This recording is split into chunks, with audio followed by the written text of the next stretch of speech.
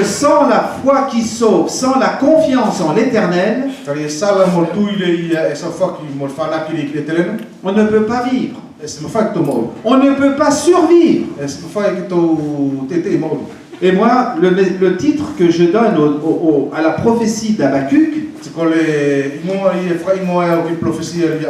c'est survivre par la foi. Parce que le juste vivra par la foi. On ne peut pas faire confiance à une personne qu'on ne connaît pas. Quand on connaît Dieu, quand on apprend à connaître Jésus, quand on voit à quel point ils sont différents de tous les autres faux dieux, on ne peut que dire oui à Jésus. Et accepter de se soumettre à son autorité. Et c'est cette foi qui nous permet de survivre dans notre monde où il y a tellement d'injustice.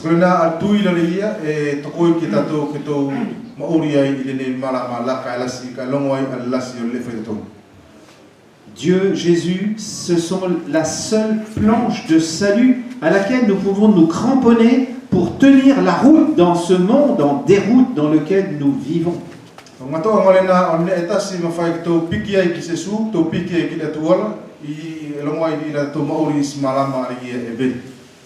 Au chapitre 2, dans les versets 6 à 20,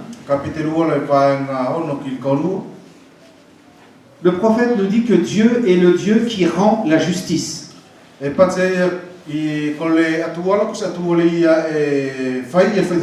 Apparemment, les gens qui font le mal ici-bas s'en tirent bien.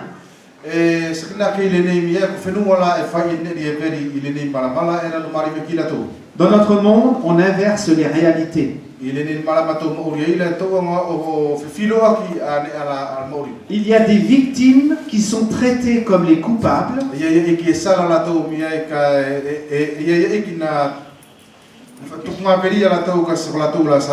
Et il y a des coupables qui se font passer pour la victime.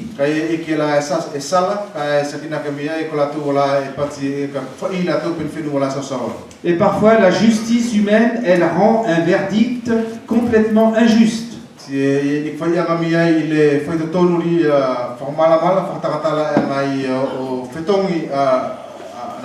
Elle accuse la victime et elle blanchit le coupable.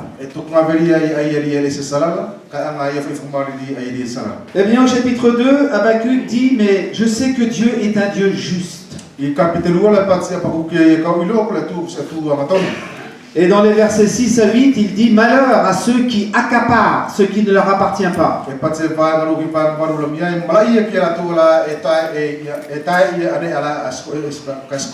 Dans les versets 9 à 11, il dit, malheur à ceux qui amassent un profit malhonnête. 2, 9, versets 9 à 11.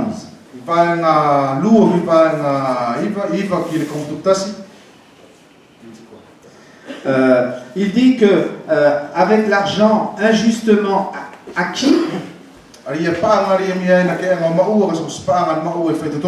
l'injuste se construit une maison. Il met des agglos ou des pierres dans sa maison. Mais les agglos, elles crient l'une à l'autre en disant que c'est du vol, c'est malhonnête. Et la poutre lui répond, c'est malhonnête, c'est injuste. Malheur à ceux qui amassent avec des biens qui ne leur appartiennent pas. Au chapitre 2, versets 12 à 14, le prophète dit, malheur à ceux qui ont recours à la violence.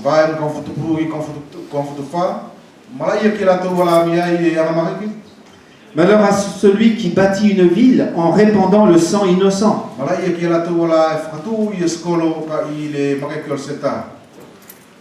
Et Dieu dit par la bouche du prophète, tu vis dans un monde où il y a l'injustice partout.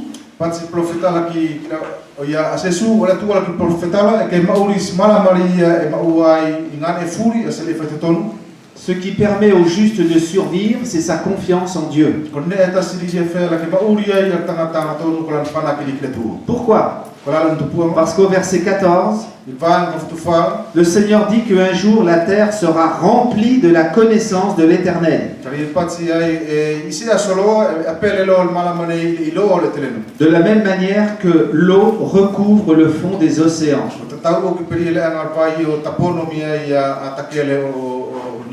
La Bible nous dit quelque chose d'extraordinaire concernant Abraham.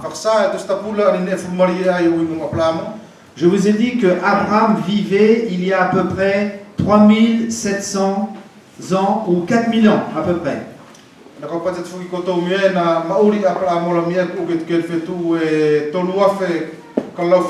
Abraham n'avait pas les 66 livres de la Bible que nous avons. Abraham ne savait pas que Jésus allait bientôt revenir une deuxième fois. Et pourtant, Hébreux 11 nous dit que Abraham, il attendait la cité dont Dieu est l'architecte.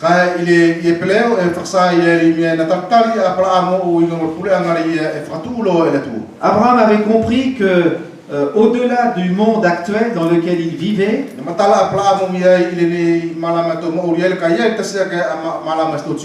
eh bien Dieu allait préparer un royaume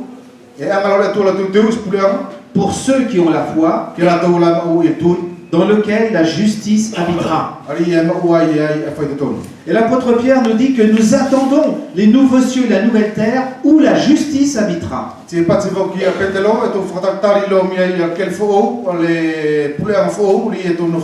Ça, c'est tellement encourageant. Parce qu'on sait que dans ce bas monde où il y a tellement d'injustice et de violence et d'insécurité,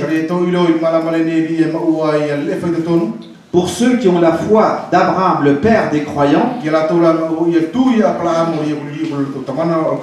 eh bien nous attendons que Jésus revienne et qu'il instaure un royaume éternel de paix, de justice et de bonheur.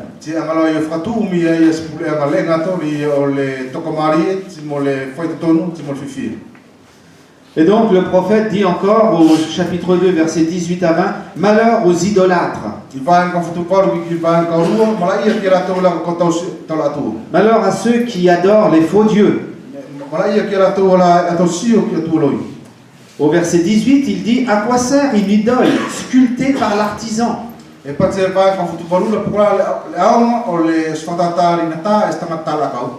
Il y a un artisan qui a fabriqué un faux dieu, une idole, et puis il se confie à son idole, à son faux dieu. Et il se prosterne devant cette idole. Elle a des yeux, mais elle ne voit rien. Elle a une bouche, mais elle ne parle pas. Elle a des oreilles, mais elle n'entend rien. Elle est morte. Et elle donne la mort. Voilà, malheur aux idolâtres. Et au verset 20, le prophète dit, l'Éternel, lui, est dans son saint temple. Que le monde entier fasse silence devant lui. L'Éternel est dans son temple, que le monde entier fasse silence devant lui. L'idole, elle ne peut pas parler. Et celui qui adore l'idole, il reste dans le silence. Quel contraste avec le Dieu vivant et vrai. Parce que c'est lui qui parle. Et nous devons écouter. Et Dieu veut parler, mais il ne parle pas dans le bruit. Il parle quand on fait silence. Et le prophète dit, dans la présence de Dieu, il faut écouter ce que Dieu a à dire.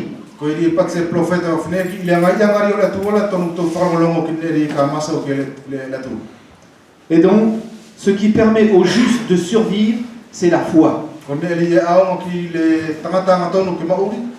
La foi que malgré les injustices et la violence dans notre monde actuel,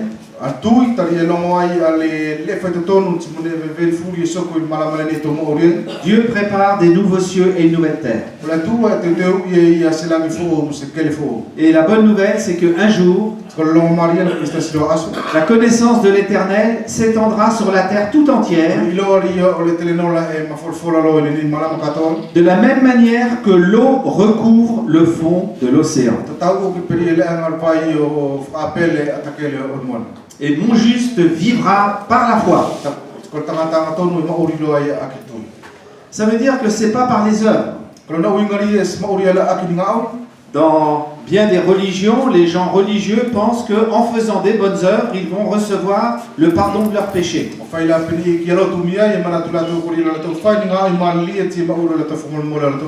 Mais nos œuvres ne peuvent pas nous sauver. Il n'y a que la foi qui peut sauver. La foi en Jésus mort et ressuscité. Alors le prophète, quand il a entendu la voix de Dieu, ça lui a fait chaud au cœur. Ses craintes ont été apaisées. Et il était encouragé. Et au chapitre 3, il va chanter un psaume. Et il va dire, Dieu mérite d'être célébré.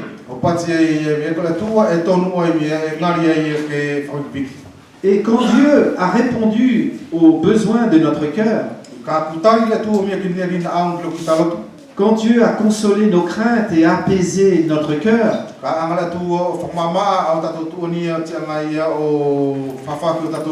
on a envie de lui dire merci. On a envie de le louer. Et le prophète va célébrer la puissance de l'Éternel qui intervient pour délivrer son peuple.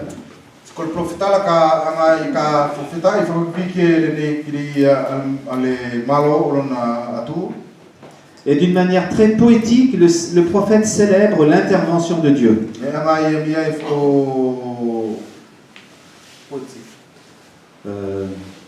Avec des images et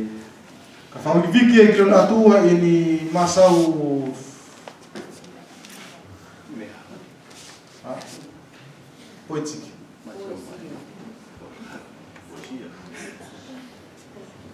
Bon, en tout cas, le prophète, il a célébré l'Éternel.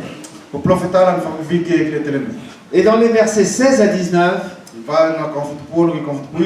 il dit ce que le psalmiste a dit ou dira par ailleurs dans un psaume. C'est dans le Dieu de mon salut que je décide de trouver l'allégresse. C'est dans le Dieu de mon salut que je choisis de me réjouir.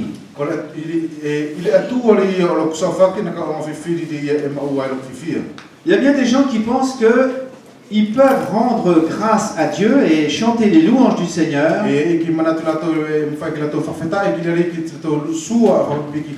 uniquement quand ils ont la joie et la paix dans leur cœur. Mais l'Écriture nous exhorte à être reconnaissants. C'est un commandement. Ça ne dépend pas de mes émotions. Ça ne dépend pas de mon ressenti. Je choisis de rendre grâce jusqu'à ce que je devienne reconnaissant. Je choisis de rendre grâce. C'est une décision. Jusqu'à ce que je devienne reconnaissant. Trop souvent, j'attends d'être reconnaissant pour pouvoir rendre grâce. On fait le contraire. Dans Ephésiens 5, Paul dit au verset 18 à 20,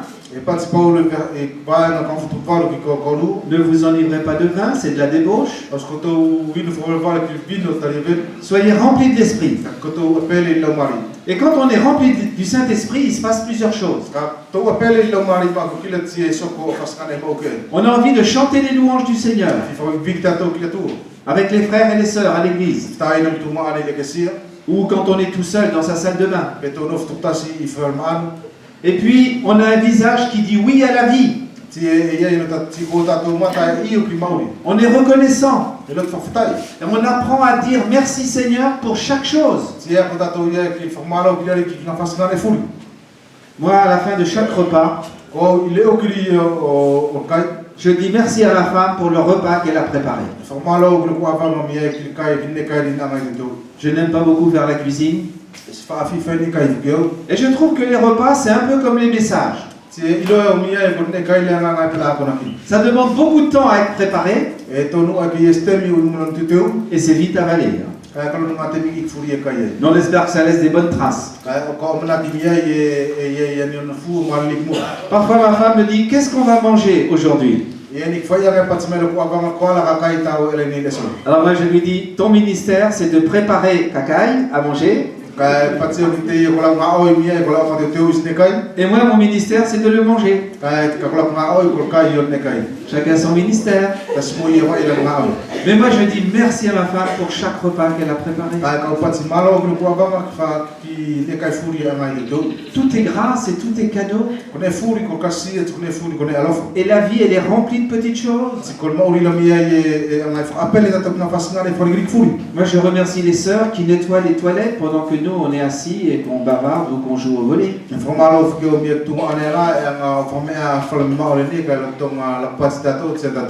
Parce qu'on est content de trouver des toilettes qui sont propres. Et la vie elle est remplie de petites choses pour lesquelles on doit apprendre à dire merci.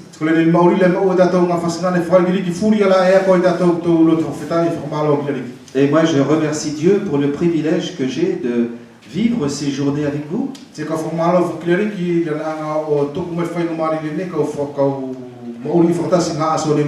Et je dis merci à Dieu pour le privilège d'apprendre à vous connaître.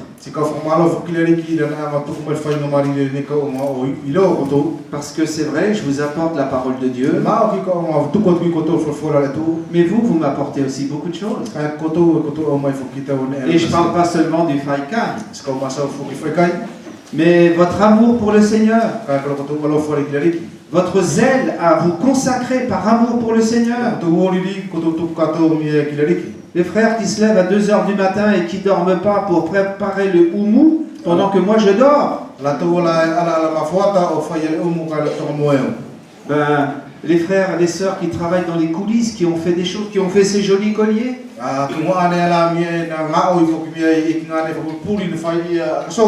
Mais on a plein de raisons pour lesquelles on doit dire merci. Et quand on a la joie de Dieu dans son cœur, on dit merci Seigneur pour toutes choses. Même parfois quand il nous arrive une épreuve ou quelque chose de négatif. Parce que nous savons que Dieu est capable de faire ressortir du positif de ce qui nous apparaît négatif. Et ça c'est la grâce de Dieu. Et le prophète, malgré l'épreuve et les difficultés, il a appris à dire merci Seigneur. C'est dans le Dieu de mon salut que je veux trouver l'allégresse. Et regardez ce qu'il a dit au verset 17 à 19. Le figuier ne bourgeonnera plus. Il n'y aura plus de raisin dans les vignes. Le fruit de l'olivier trompera les espoirs. Les champs ne produiront plus de pain à manger. Les moutons vont disparaître du champ. C'est comme si Dieu disait, il n'y aura plus d'igname dans le champ. Il n'y aura plus de taureaux. Parce que les Babyloniens, ils vont envahir le pays d'Israël. Dieu va quand même juger son peuple pour son idolâtrie et son péché. Et le prophète sait qu'il va y avoir des moments difficiles. Il y en a qui vont mourir de faim. Alors le prophète pourrait dire, bon ben c'est terminé, il ne reste plus que nos deux yeux pour pleurer.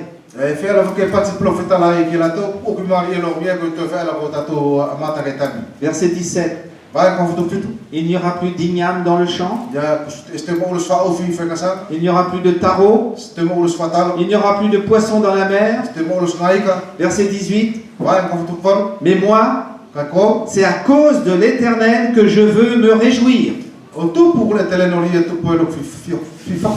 Je chanterai de joie à cause du Dieu de mon salut.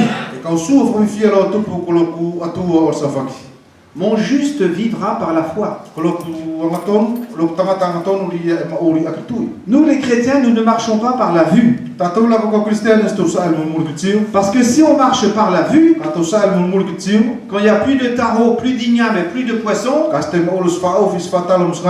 eh ben on n'a pas envie de louer l'Éternel. Et il nous reste nos deux yeux pour pleurer. Mais mon juste vivra par la foi. Quand on marche par la foi, on sait que Dieu est plus grand que nos problèmes. Parce que si nos problèmes sont plus grands que notre Dieu, nous avons vraiment des problèmes. Et pas un seul. Le juste vivra par la foi. Et le prophète dit, je sais qu'il va y avoir des moments difficiles à vivre.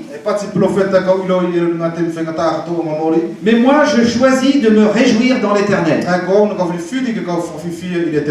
Ce n'est pas une attitude de résignation ou de fatalisme.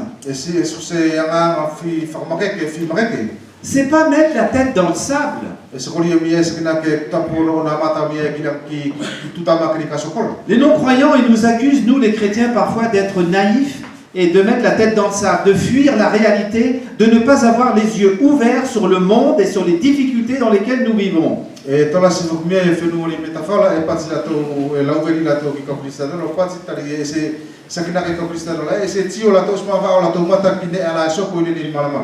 Être chrétien, ce n'est pas vivre dans le déni de la réalité.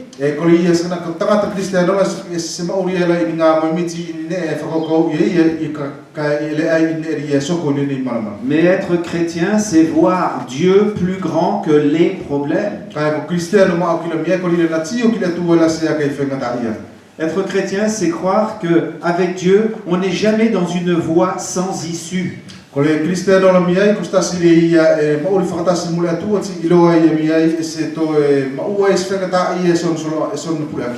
Dieu, il y a toujours une issue de secours. Avec Dieu, il y a toujours une solution.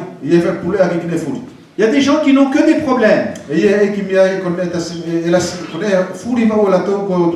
il y a d'autres personnes qui disent, mais chaque problème, il a une solution. Et Dieu a la solution, et il est la solution à tous nos problèmes. Quelqu'un a dit, si je ne suis pas responsable de la tête que j'ai,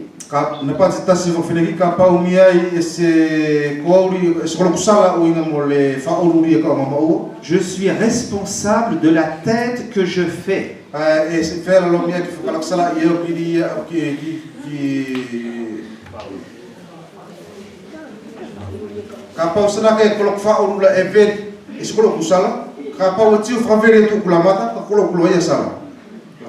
Si je ne suis pas responsable de la tête que j'ai,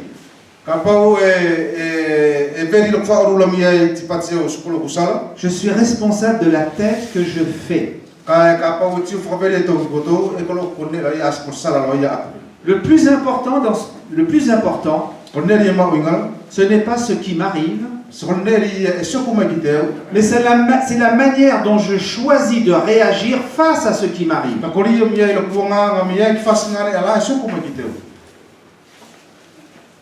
Devant une situation difficile, il y a deux solutions. Il y a deux boutons devant moi. Et il faut appuyer sur le bon bouton. Si je marche par la vue, si je crois que mes problèmes sont plus grands que Dieu, c'est évident que j'ai beaucoup de problèmes. Parce que ça, c'est pas le Dieu de Jésus-Christ, c'est pas le Dieu de la Bible. Mais si je crois que mes problèmes sont plus grands que Dieu, je vais appuyer sur le bouton inquiétude, le bouton découragement, le bouton dépression. Dépression. Si j'ai la foi qui sauve, et si je crois que Dieu est plus grand que mes problèmes,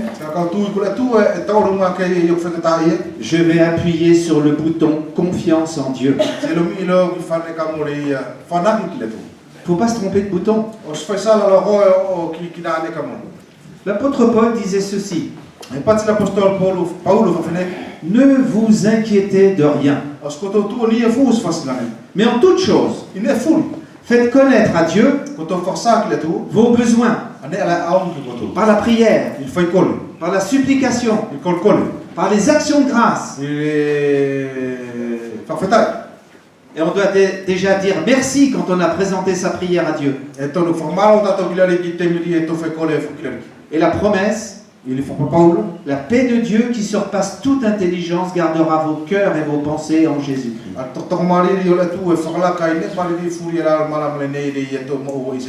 La bonne nouvelle, c'est que je peux m'approcher de Dieu dans la prière,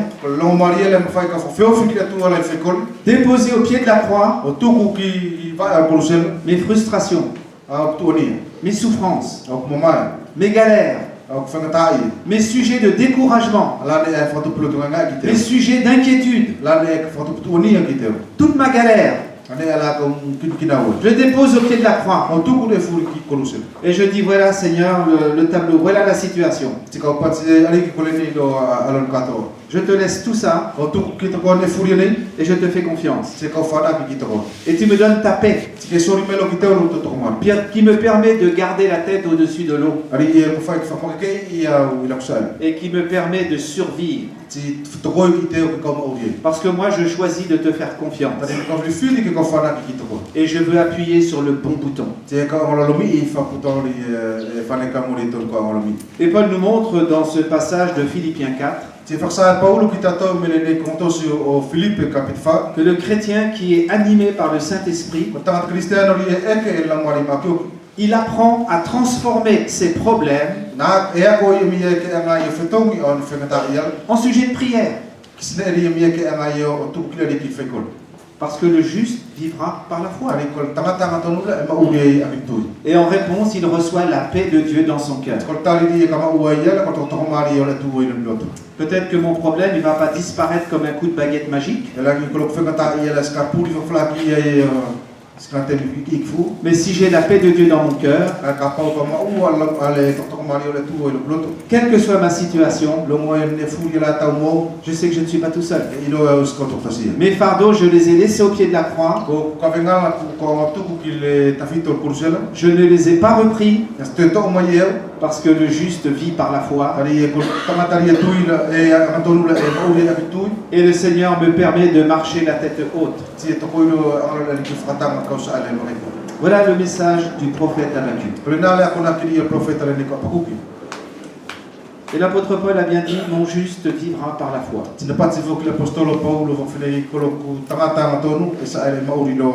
Je vous ai dit que ça c'est une des paroles de l'Ancien Testament la plus souvent citée dans le Nouveau Testament.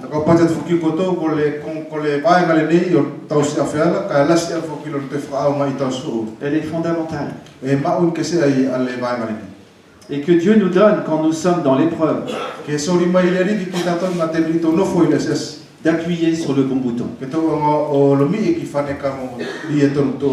Nous allons prier. Nous te remercions, Seigneur, pour les hommes et les femmes de foi qui nous ont précédés. Merci pour les leçons que nous pouvons tirer de leurs témoignages. Tu vois que nous vivons dans un monde où il n'est pas facile de vivre.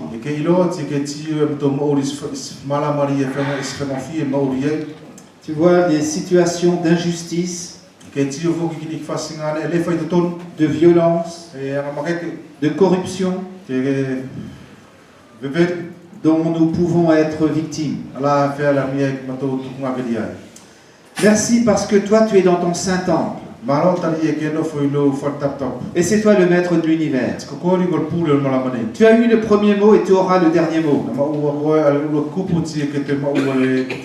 Et nous savons qu'un jour tous les coupables devront te rendre compte.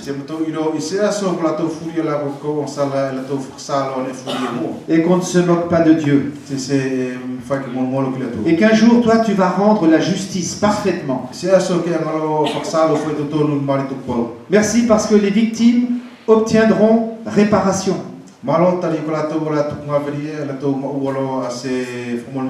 Et merci parce qu'un jour les coupables seront sanctionnés. Merci parce qu'un jour la connaissance de l'Éternel s'étendra sur toute la terre.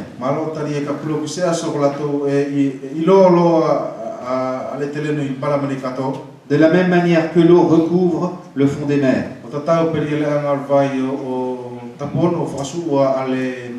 Merci parce que c'est la confiance que nous pouvons investir dans la personne et l'œuvre de Jésus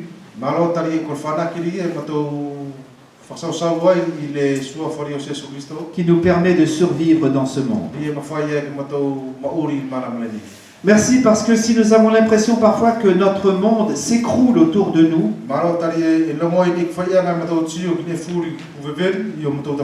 nous pouvons prendre la décision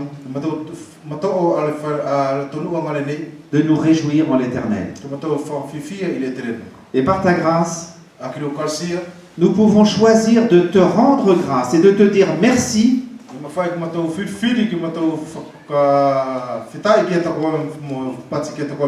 jusqu'à ce que nous devenions reconnaissants. Veuille Seigneur que par ta grâce,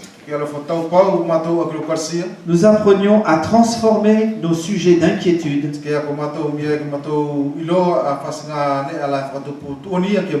en sujets de prière. Et donne-nous de déposer nos fardeaux à tes pieds. Et merci parce qu'en retour, en échange, tu veux nous donner la paix de Dieu, qui nous console et qui nous rassure, et qui nous permet de continuer notre route sur notre chemin. Aide-nous à repasser toutes ces choses dans notre cœur.